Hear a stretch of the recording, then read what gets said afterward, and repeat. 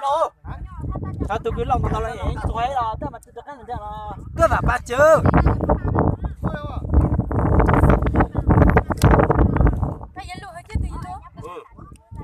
Còn phải không? Chỉ cần làm đáp về hợp bên đó nó để về cái là. Hỏi về hỏi. Hỏi về. Tụi ba. Khi nào rồi? Thôi giờ nó tôi Việt chồng nó tôi đâu mà. Làm thẳng như cái chuyện gì đó vậy ra lại như này.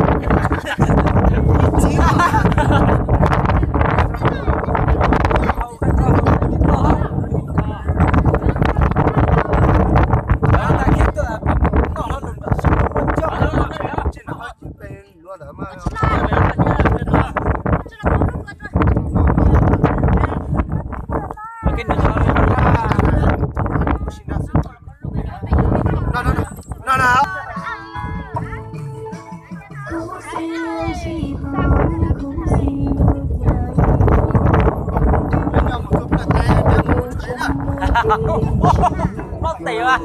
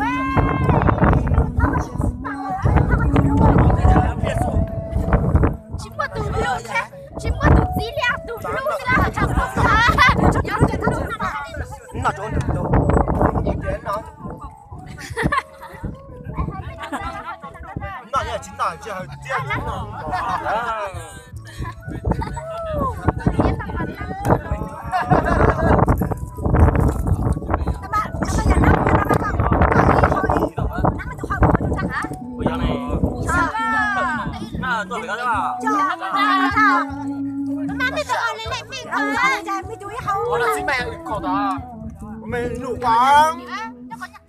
Dạ có tuổi trẻ. Chứ bây giờ đi có nó có từ có nòng từ. Mấy tờ hai bữa năm buổi ta. Mấy năm không? Mấy yêu là cái cho ra show ta mà ta lửa rồi như nào. Lúc khách sẽ nhận ra hàng đuôi nhau. Chẳng mà nha. Chỉ cái nó làm à?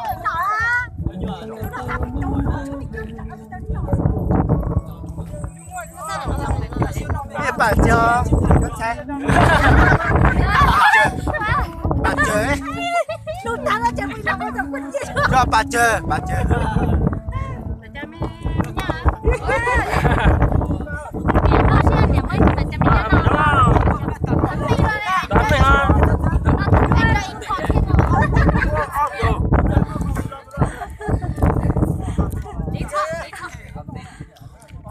Đó. Ủa. Chấm mà. Cái gì thế? Không được mà.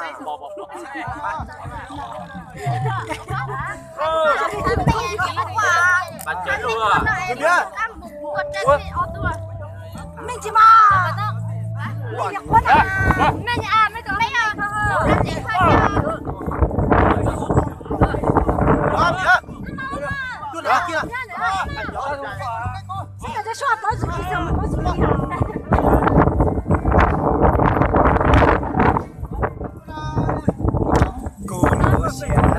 quả thì ô chẳng quả thì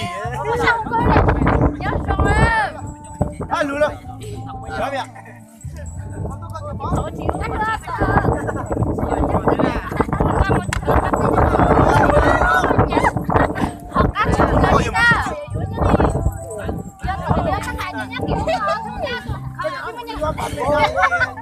Vậy chị có tôi ra có tôi cần mấy bông nhạc à? còn chết đấy ô lú nó sẽ mà nã số ba ở cho chân thế đấy chưa không gì đấy Yêu.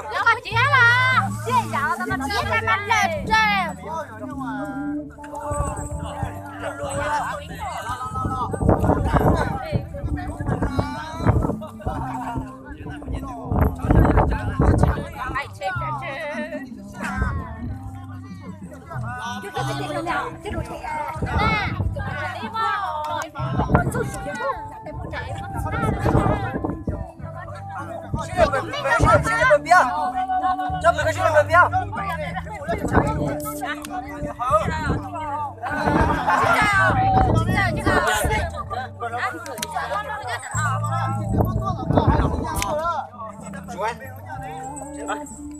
Chưa thôi. Bây giờ phụ nó này, bảo vệ tụ ở xí là gì là xí là gì, cái gì tao không gì.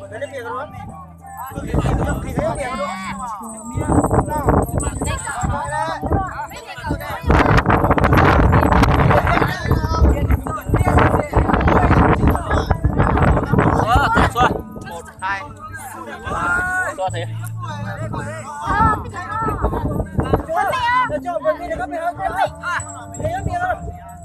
Tập ra hơi chết á, hơi chết á, hơi chết là tao bảo, đi có mẹ uống chút gì đấy, đi có mẹ